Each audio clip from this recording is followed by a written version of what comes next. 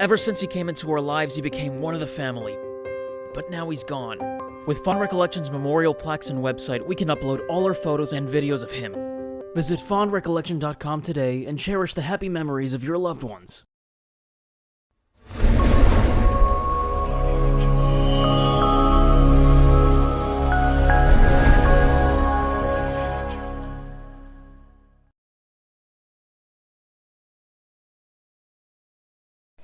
Chapter 8. We need staffing. India Davis thought she heard fireworks going off in the distance. She would look out the window and occasionally catch a glimpse of red, white, and blue fireworks display before it fizzled out in the sky. It was the Saturday night of the holiday weekend, and all of America was celebrating liberty and freedom the American way. The hospital was not as festive, though. The lights remained the same pale, fluorescent white, and the smell of cleaning products mixed with piss permeated through the hallways. Someone was always cleaning up, but that's just how hospitals smelled. Clean and dirty at the same time. By that time of night, the normal activities of the trauma ICU had slowed down, with the ebb and flow of the patients slowly reducing to a trickle. Even though there was not a lot of staff present, the nurses could not be swayed from their vacation time after all. There were still sick patients needing care. The usual humming of hospital machinery and alarms sounding at regular intervals were all sounds that blended into the hospital scenery. The trauma ICU was one of the bloodiest units of the hospital. This is where patients who have been in car crashes or suffered bloody and gruesome injuries were admitted. These patients were shot, stabbed, or beaten up. Anyone who suffered from a blunt, penetrating trauma was instantly brought here.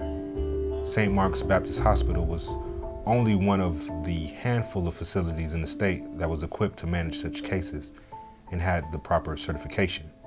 That made the department invaluable to the hospital. India Davis was exhausted. She had been working for 10 days straight, long shifts that never seemed to end. All her days and nights seemed to melt together, and she had no sense of what was going on in the outside world. She existed only in the trauma unit, running from this bed to that, checking charts, administering medication, and bandaging up a bloody wound. She lost track of time. Most days she forgot to eat and only remembered when she felt like she was about to pass out from hunger or exhaustion, or both. Then she would quickly eat a granola bar and be back on her feet again. Tonight was the 10th night. India knew that somewhere in the back of her mind that her ordeal was at an end. She was exhausted, every muscle in her body screaming for relief. Every bone in her body was aching as if somebody had beaten her with a baseball bat, but she persevered. She tried to keep a positive attitude and popped some ibuprofen for the pain. India knows that many lives depend on her. She must be professional. She must smile. If she did not, the patients thought they were about to die. India had to conduct 4 care rounds with the patients during her 12-hour shift. The rounds were increased in the TICU because of the NICU incident on New Year's Eve. That was when it all went to hell. That was when the workload tripled and nurses started quitting left, right, and center. India felt like she was working on autopilot, checking in on patients, stocking the medicine carts, adding notes to the patient's charts, and administering medications. On and on the cycle went and never seemed to stop. Her cache of patients in the TICU that night consisted mostly of teenagers. The oldest was 15. Their injuries were a delightful combination of what happens when drunk and negligent idiots go out on the road to celebrate. They included serious motor vehicle accidents, a couple of bullet wounds, and some serious falls. Some were a result of underage drinking, while others were a consequence of general rowdiness. There was only one other nurse with India on duty that night. She was an older nurse, Lisa, whose husband was out of town for work, so she was available to work on the holidays. Lisa was on her 1-hour lunch break while India was making her rounds. She would not have noticed Lisa even if she were around. Lisa was the epitome of the look busy, do nothing mantra. All the real work was left up to India anyway. India continued her care, checking a 13-year-old boy's vitals, flushing and clearing the mucus from the 15-year-old's chest. She did this by intubating him, inserting a breathing tube down the trachea and putting a thinner tube down the breathing tube to clear up the mucus. It was a procedure she had done 1,000 times before. She could do it in her sleep. Heck, with her fatigue and exhaustion, she felt like she was doing it in her sleep. While India was preoccupied with the 15-year-old, a mysterious person slipped into the TICU unnoticed. The individual moved quickly and deliberately, overriding the safety feature on the automatic medicine dispensers, the vital hydration drips, the pain relief, and the antibiotics. All the medication that was automatically being administered via IV was turned up to the max. These medications included morphine, amphetamines, and steroids. They were medications that, if turned all the way up, could be lethal doses of paracetamol or tramadol, both dangerous painkillers if not monitored properly. Too much paracetamol, what most people call Tylenol, can cause the liver to shut down. Too much tramadol, which is an opiate, can put a person to sleep forever. The mysterious person set the dosages to the max, closed the medication dispensers, and slipped out of the TICU as easily as entering the unit. Nobody even knew anybody had entered. The person left, sight unseen. India pushed through her fatigue to continue her rounds. Despite her exhaustion, she saw that all her patients suddenly seemed agitated, thrashing around in serious pain. Poor kids, She thought. She did not know about the sudden increase in the medicine dosages. Their veins must be on fire because of how fast the intravenous drips were pumping the drugs into their systems. She decided that a sedative would be just the thing that they need to ease their pain.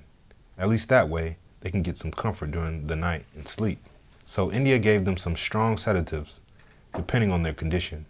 Some got Oxycontin, another opiate, so when combined with tramadol, death by overdose was inevitable.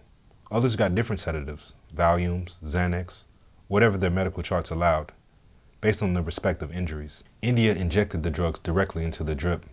The patient stopped thrashing around, drifting off into a painless sleep. India was happy to see that they were out of the excruciating pain they were experiencing a few minutes ago, and they all slept contently. She glanced at the clock and saw that there were 45 minutes left before Lisa got back from her lunch break.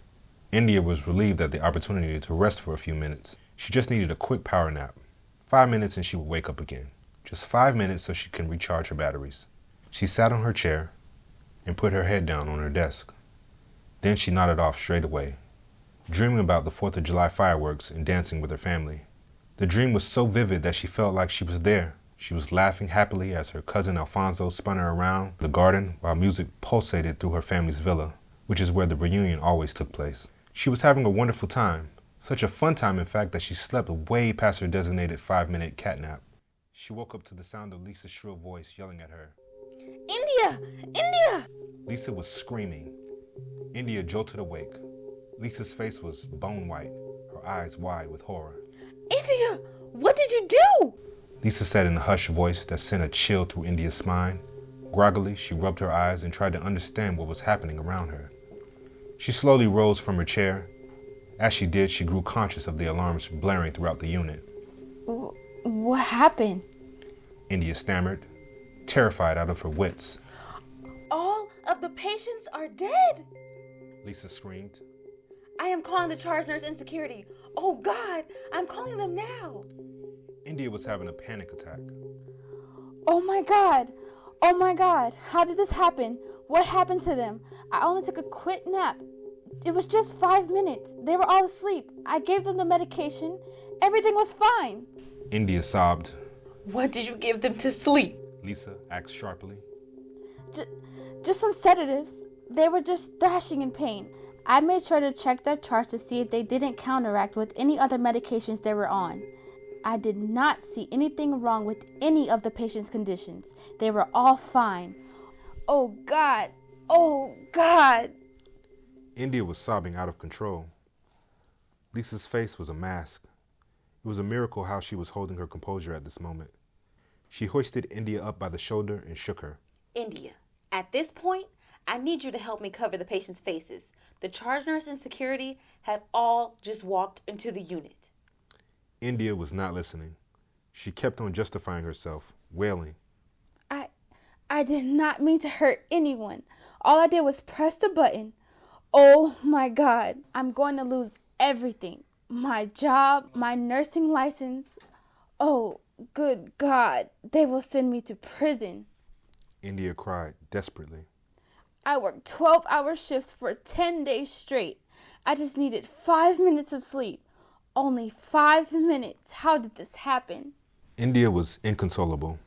Lisa looked towards the charge nurse and security officer as they made their way inside the unit. Girl, I am not the one you need to convince. tell this shit to them. This whole situation is going to be just as bad as the NICU incident, if not worse. You know just as well as I do, those NICU nurses are currently being tried for manslaughter through gross negligence. India grasped Lisa's hands, desperately pleading. Please do not tell them I was asleep. She begged. Lisa pulled her hands back and looked at her as if she was weird. I am not going to become an accessory to murder. And I am not lying for you, girl. No way. Not me. No, ma'am. Lisa's words took away India's last hopes. As she looked blankly at the dead bodies covered with white sheets around her, she became aware of heavy footsteps heading in her directions. There were important, angry-looking people with radios and cameras walking in her direction. India fell to her knees, closed her eyes, and waited for her fate. Thank you so much for hanging out with us. If you had fun or picked up anything from this episode, please assist us by hitting the like, subscribe, and notification buttons.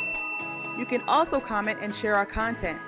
These small things really help our channel and mean a lot to us. Also, special thanks to our Patreon supporters.